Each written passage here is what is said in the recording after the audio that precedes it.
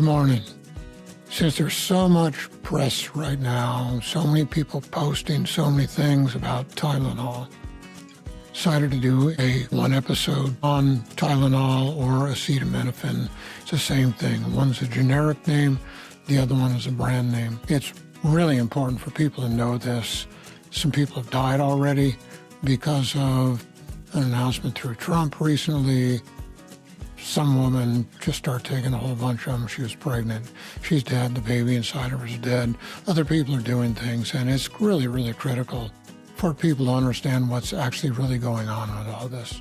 So this year, Health Reclaimed, where we expose the roots, causes of fuel, Lyme, and chronic illness so you can finally heal, helping you to understand the root cause of Lyme and chronic illness so you can reclaim your health, restore your life. I'm Dr. Brad Montagne, veteran functional medicine doctor. We're the ones that people come to after they've been to multiple docs, can't get any better, and we get them healthy again. So let's jump into this. If we look at Tylenol, Acetaminophen, I'll share this with you because this was my last personal experience with it. I hadn't seen a medical doctor in probably 30 years. I got quite sick, was trying to figure out what was going on with that. And I had a friend call me up and threaten that if I didn't go to a medical doctor, that they were going to drive over 100 miles and drag me in to go see one. So I thought, well, okay, I'll go in to see one. It was an interesting visit. The guy was sociable, never touched me, didn't get close, was afraid of anything. Figured I had influenza, did some tests, were non-conclusive, and told me to go get some Tylenol, Acetaminophen, and take some. I hadn't had even an aspirin in over 30 years. I don't like medications and I don't take them. So for me to go into a store and actually buy some was it's a hard thing to do. It was really hard. But I was having really, really high fevers, and this is important to know. My fevers were 104, 104 and a half, spiking up from there. That's not healthy or safe in an adult, and needed to do something. So what I was doing wasn't breaking them. So we went and got some Tylenol. I got the smallest dose bottle you could get, 250 milligrams. At that time, I knew people who were taking 800 milligram Tylenols a day. No, a dose 3 times a day. So they're taking times 3, that's 7,200 milligrams a day. So I took 250. It wasn't long after I took it, I started getting hallucinations. I started seeing goofy things, and I just said, man, I am not doing this again. No way. And it wasn't until later that I found out that was babesia, gained some new tools, got my own diagnostics. That was babesia, part of Lyme disease. I addressed that and got that to go away shortly, but those high fevers were kind of scary. So you look at Trump's recent post on pregnant women not taking Tylenol. There's good reason to tell people not to take it, but the real issue has to do with infants getting vaccinations and told to take Tylenol to ease their discomfort. So if we look at Tylenol and Acetaminophen, what it does is it creates, its metabolites are very reactive chemicals inside of our body that get into the class of free radicals. And free radicals are things that do a lot of oxidation. Oxidation is a chemical term for stealing of electrons. So that can steal it off of a single element, usually off molecules, cells, things like that. And when you steal the electrons, it makes these metabolites highly reactive, much like a bully in a schoolyard. And they go off and they steal other electrons off of other things. One of our biggest protections of that type of a response is glutathione. And glutathione can be resident in any cell in your body. It's pretty common in your immune cells. It's primarily manufactured in the liver and then released into the bloodstream to go replenish stores or take up residence in different cells to keep protection. So when pregnant women are doing this, it's depleting their glutathione. And that allows a lot of free radical damage going on inside of their bodies, which that'll happen just from the metabolites of the Tylenol itself or the acetaminophen. And if they have any other insult of free radicals coming in, food supply, herbicides, pesticides, there's a lot of things that create free radicals. Your petroleum products are real common causes of that.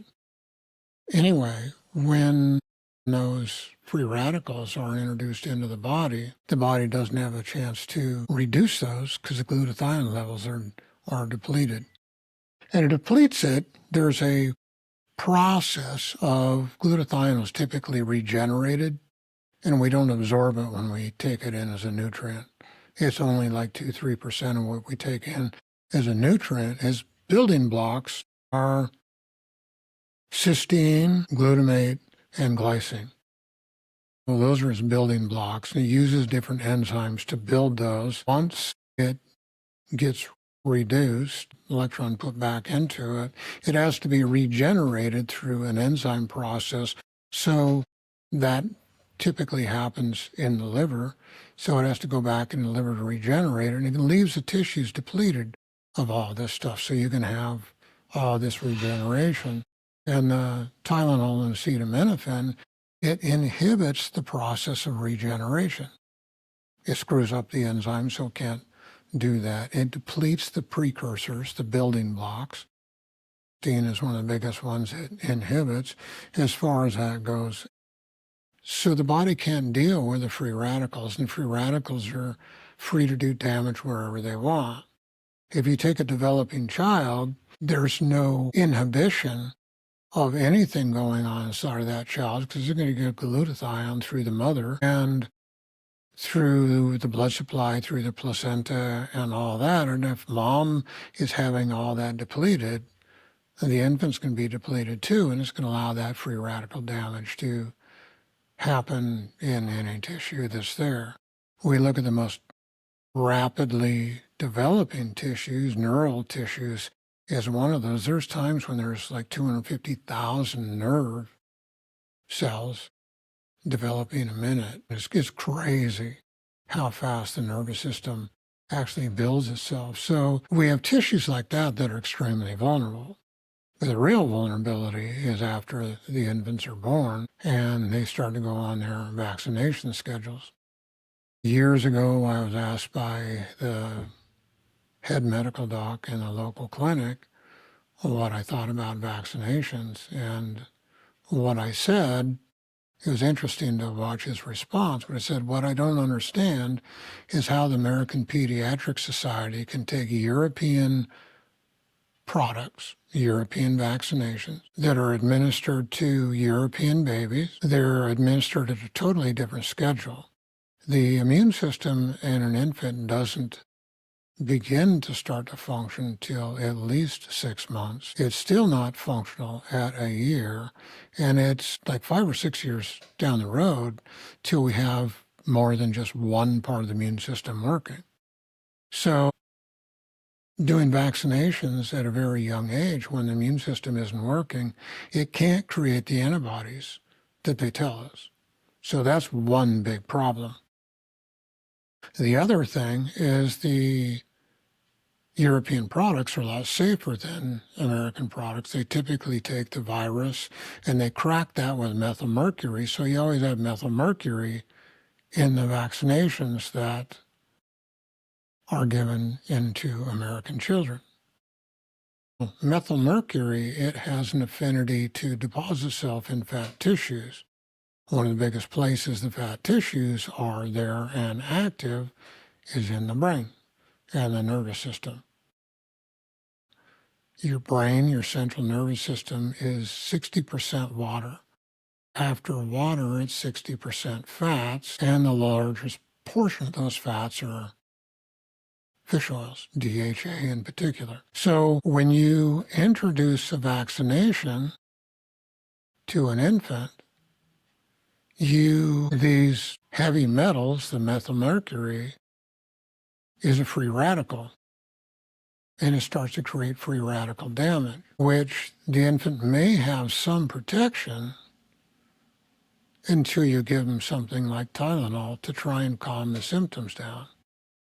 And then you paralyze the infant's ability to regenerate glutathione. When you paralyze the infant's ability to create glutathione, that'll happen before the infant's able to process and try and excrete these vaccination processes.